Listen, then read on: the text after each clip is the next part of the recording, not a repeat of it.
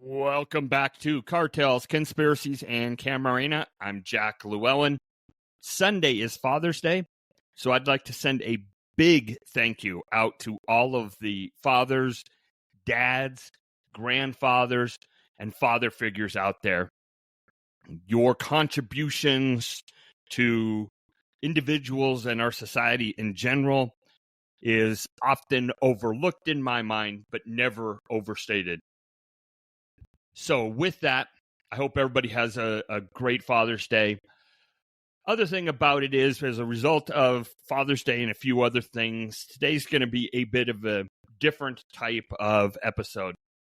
We are going to go through a few things that we've talked about in the first half of this year and put a bow on a couple of the discussions, just a little bit of a follow-up.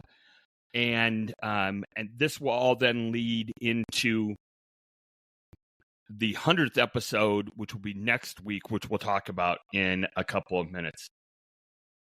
So the last 2 weeks, we've talked about the Mexican election. And as an aside, for whatever reason, the audience levels on those last two podcasts dealing with the election, kind of before and after the election, have had a noticeably smaller audience than some of the prior episodes.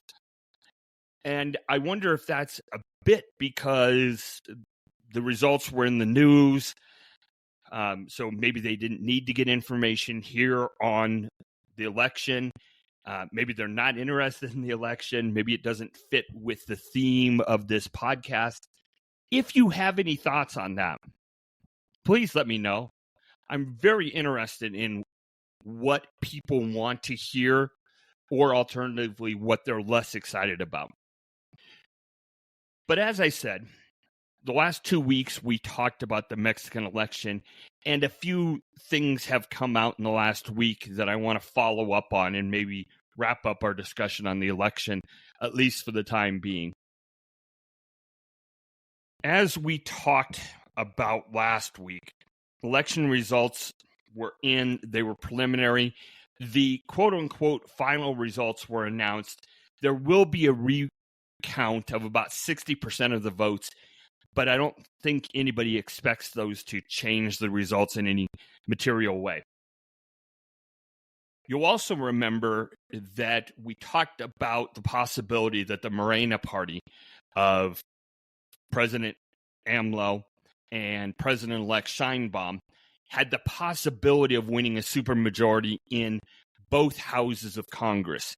After the final results were announced, it appears that MORENA has a supermajority in the lower house of Congress, but not in the Senate, where they fell just short of that two-thirds majority needed. That supermajority obviously is important because that's ways that you can change the Constitution. If you have that supermajority, the checks and balances might be a little bit different. And in theory, at least, a party with that two-thirds majority could push through legislation unabated. As I say, it appears that they fell just short of that two-thirds majority. And as a result, if they want to get things passed, they're either going to need to attract the support, maybe even on an initiative and by initiative basis, from some of the other minor parties in the Senate, or they're going to need to get some support from the major opposition parties. Or more likely, they're going to have to go through more of the normal process of bills and legislation and not just be able to push through changes to the Constitution. We talked about the reaction of the Mexican markets, including the valuation of the peso, in response to the election, and especially in response to that potential supermajority. But even without that, the significance of the majority that the MORENA party is going to have in the new Congress. On Monday, President-elect Sheinbaum was at a press conference. AMLO was on the same stage where she talked about some of the reforms that AMLO has talked about and said that the government should, in fact, prioritize those. But she also said they should be widely discussed in law schools, amongst workers of the judiciary, etc. She went on the next day to say, you know what, that these changes really could build a better judicial system. If she was trying to soften the effect that these, that the election and these proposals have had on the markets, she didn't get a whole lot of help the rest of the week from AMLO. He, quote unquote, doubled down on the importance of the judicial reforms, some of the other reforms, and he said that he wanted to try and push through some of those before his term ends on October 1st. Morgan Stanley says that they could see continuing decline or softening of the peso through as far as 2025. With respect to the Mexican market, the stock market, the MXN, Morgan Stanley said, we do not believe that MXN is pricing in enough risk premium for the potential deterioration ahead. Overall, since the election, and remember that was, 2 weeks ago, but since the election, the Mexican peso is down about 8% to the dollar. And also remember that the peso actually had been unique amongst Central and South American currencies in the fact that while the dollar had strengthened, it had not weakened against the dollar in the ways that neighboring countries' currencies had. In addition, the stock market, the MXN, has fallen about 4% during that time.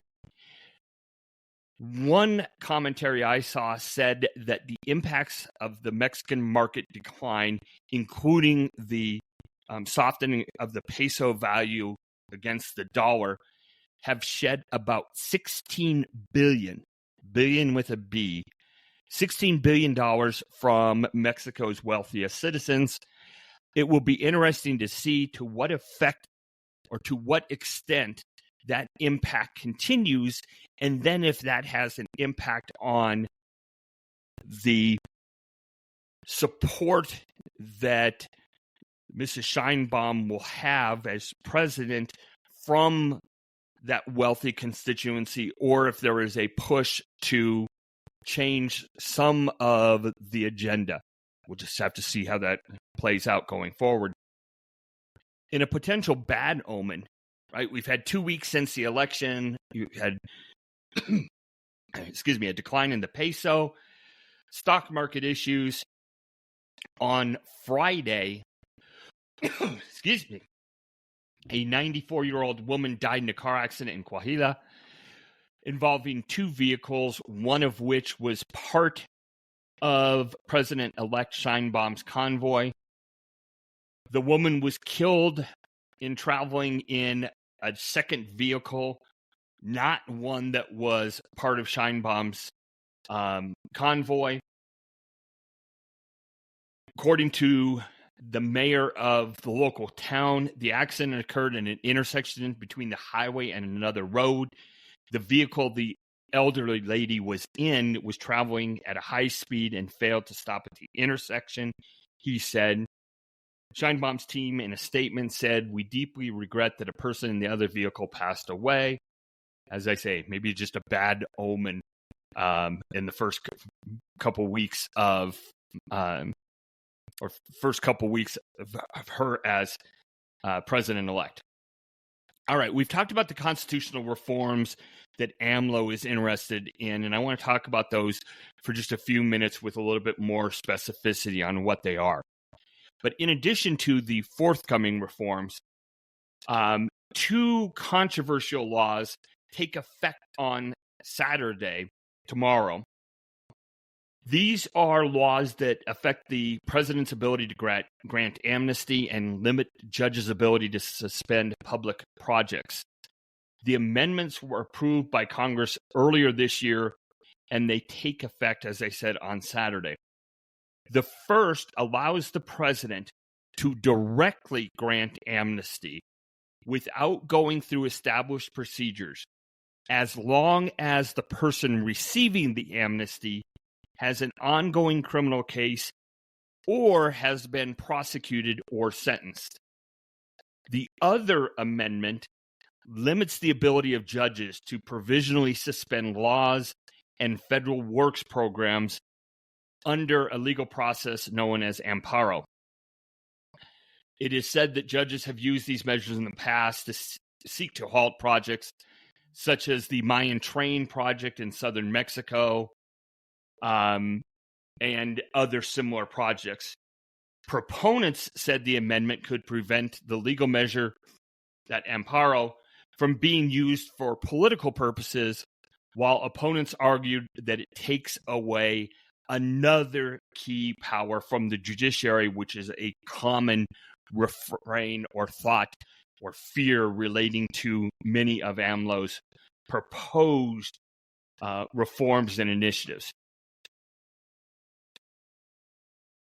As to the initiatives going forward, the ones that AMLO has talked about, there was a set that he announced back in February that had as many as 20 different initiatives, kind of depending on how you count them.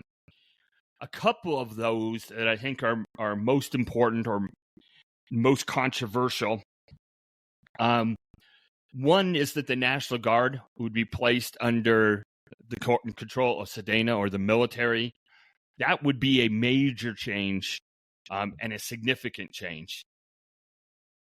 There also is talk of a proposal to change the pension system, and really what it would do, this is more the social safety net. The idea is that the government would provide a pension or a guaranteed pension if a citizen didn't have a pension otherwise, to every citizen over 65 years of age.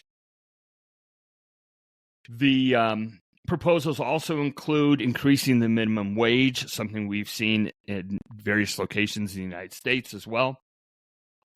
A very controversial initiative would be to have the Supreme Court justices in Mexico elected by popular vote. AMLO has also proposed the elimination of many autonomous regulators.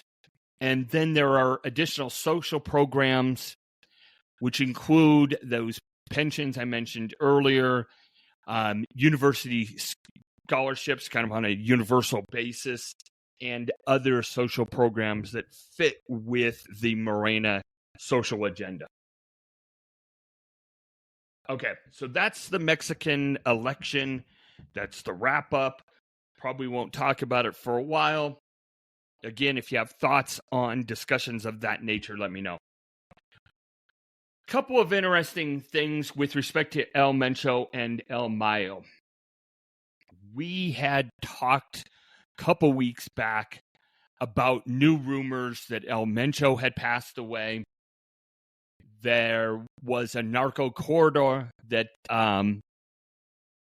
seemed to suggest that El Mencho had died. We talked briefly, and we also mentioned this in the newsletter, the degree to which you would ever want to listen to a song to know what was really happening. But there were those rumors out there. I've mentioned Ewan Grillo a lot. Ewan did an article on his website recently talking about the continuing rumors about El Mencho, the idea that he had built a hospital just for himself for dialysis. Ewan mentioned that he thought that that was probably an overstatement since he's such a big target, and you can't hide hospitals with dialysis, capabilities too easily. He also mentioned whether El Mencho may enjoy the idea that he occasionally is rumored to be on his deathbed or, that having already passed, that it's, maybe he puts out some of these rumors. In the newsletter, I think last week, we talked about the fact that there was a lot of chatter on social media in the last, let's say, 10 days, that El Mayo was on his deathbed also because of diabetes, and that those around him were already, actively working through the succession process, etc. In the newsletter, I said, again, how much trust, how much faith do you put in social media? For every social media post that seems to be from somebody who has inside knowledge, or at least understands what they're talking about in some respects, there's dozens more that are completely made up or from people who simply don't know what they're talking about or don't have the insight they think they do. Interestingly, though, shortly after the newsletter went out last week, Borderland Beat had a note that suggested that the rumors of El Mayo being on his deathbed actually started with intelligence received by the DEA, which may give it more credibility. So you have that. There also was an interesting article on Insight.com recently talking about El Mencho, El Mayo, El Nini, and others, and basically raised the question of, as the Mexican government and the U.S. government and their law enforcement arms are trying to snatch, to arrest some of these big name cartel leaders, again, El Nini, Ovidio, others, or go all the way back to El Chapo, go back to Caro Quintero. As we know that El Mencho will pass sometime in the not too distant future, we believe. Same with El Mayo. Does it really matter? The adaptability of the cartels has seemed to be pretty damn impressive. And you take out an El Nini and you put in somebody else. A video goes away. The brothers react. El Chapo is arrested and extradited, and his sons step in and fill the void. And again, we've talked about this several times, and I continue to think that from an academic and then later, or at the same time, as a corollary from a law enforcement perspective, seeing how CJNG and CDS adapt or deal with the deaths of their leaders is going to be very interesting. I've spoken recently with a professor from the United Kingdom who has some interesting thoughts on this. In the next few weeks, we're going to have him on this broadcast talking about some of these issues. And that'll come after some of the things that we have going on around this 100th episode coming up next week. All right, one other thing I wanted to talk about today. We've talked ad nauseum about the impact of fentanyl in the United States, right? The number of deaths, the volume of fentanyl products, fentanyl-related products that are seized at the border almost on a daily basis. We've talked extensively about the flow of precursor chemicals from China and the efforts of some of the cartels to develop their own precursor chemicals, right? We talked all about fentanyl. And it is and has been a crisis. But there is an interesting note. According to preliminary data from the CDC, which was released in May, in 2023, there was a 3% drop in drug overdose deaths in the United States. 3%. Now, 3% may not seem like a lot, but it is important to note that that's the first decrease in deaths since 2018. Insight Crime had an article discussing these results, and they posited 4 possible explanations. And the one thing I should note before we talk about these is that data is extremely limited. Right? There are all kinds of data points that could help clarify this analysis, these potential explanations for the decrease in deaths that simply are not there. So, naturally, some of the potential or possible explanation for the decrease in deaths is hypothesis or conjecture, but it's done by smart people engaged in the business of studying these things. And so they are educated guesses. One of the possible explanations is the fentanyl, air quotes, ban announced by Los Chapitos. Now, I think most people have suggested that the fentanyl ban was more public relations than anything else, that it hasn't quelled or even dissipated the flow of fentanyl into the United States. On the other hand, there are reports that at least in some areas, fentanyl production is down, fentanyl production has been moved away, that there has been some element of repercussions for violating the, again, air quotes, ban. The article from Insight Crime had a quote on this from Bo Kilmer, who's a co-director of RAND's Drug Policy Research Center.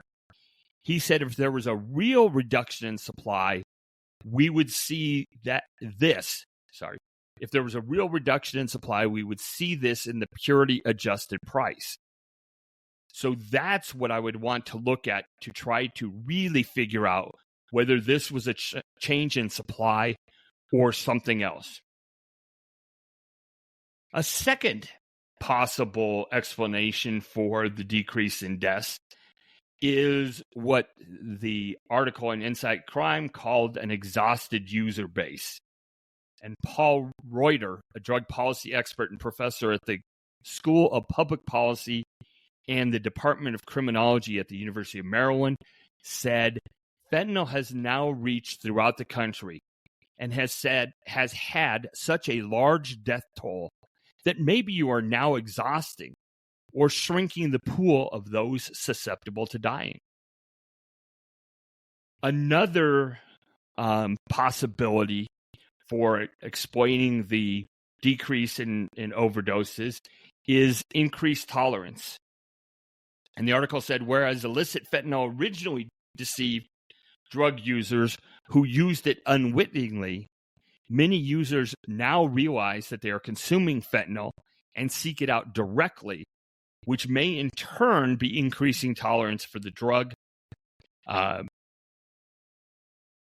Reuter, who we mentioned earlier, is quoted as saying, there's increasing evidence that people who regularly use fentanyl are now using much more than they did before. Another potential explanation is increased treatment and harm reduction services. Mr. Kilmer from RAND said there definitely has been an increase in access to treatment in some places, especially with respect to medications for opioid use disorder. Two other explanations that come to my mind are, one, it was a 1 year deviation of 3%, for which there's no material explanation or underlying cause, simply a year-to-year variation. And the other possibility is that the data collection process and processes was somehow incorrect or insufficient. And, again, if you have garbage in, garbage out, if the data inputs and the data collection in any particular year was off, that then could skew the prior year or the following year. Okay. That, as I said earlier, is an abbreviated episode, and I appreciate you sticking with me while we went through this. Next week is the 100th episode, and I'm shocked, honored, deeply gratified that we're getting to episode 100, and I'm taking it seriously in a number of aspects. But as I have mentioned the last couple of weeks, we are going to go back to where we started, which is the Enrique Camarena case. We're going to discuss some things next week relating to the case and talk about things that are going to happen over the next few weeks and even few months relating to that case and discussions around that case. I think it's going to be interesting. As any of you who've listened to me talking about that case, I have a personal connection to it. I feel a strong belief about it, and I get pretty emotional and sometimes pretty fired up. And frankly, I'm looking forward to talking about it more and getting fired up again. So that will be next week on Cartels, Conspiracies, and Camarena. I thank you again for all of your support. Happy Father's Day to everyone, and I will talk to you next week.